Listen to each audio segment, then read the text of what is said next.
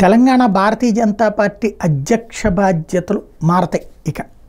ఎందుకంటే వాస్తవంగా అంతకుముందు బండి సంజయ్ని తీసి ఎలక్షన్స్ ముందు కిషన్ రెడ్డిని పెట్టారు. అసెంబ్లీ ఎలక్షన్స్ ముందు కిషన్ రెడ్డి నేతృత్వంలో 8 అసెంబ్లీ స్థానాలు గెలుచుకోవడం 14% వెళ్ళటం అన్నటువంటిది ఒక కీలకమైనటువంటి అంశమైంది.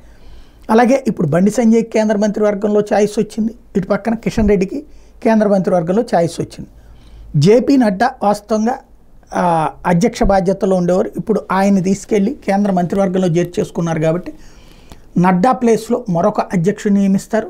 ఆ తర్వాత దేశవ్యాప్తంగా వివిధ రాష్ట్రాల్లో సంస్థాగత మార్పులు ఉంటాయి. అందులో తప్పనిసరిగా ఉండేటటువంటి మార్పు వచ్చేటప్పటికి అక్కడ ఉంటుంది. ఎందుకంటే కేంద్ర మంత్రి పదవి ఆల్రెడీ కిషన్ రెడ్డి వెళ్ళిపోయారు కాబట్టి అక్కడ రాష్ట్ర అధ్యక్ష బాధ్యతలు ఎవరికి ఇస్తారు ప్రస్తుతం చర్చ జరుగుతున్నది. డీకే అరుణ పేరు వినబడుతుంది, ఈటల రాజేందర్ పేరు వినబడుతుంది.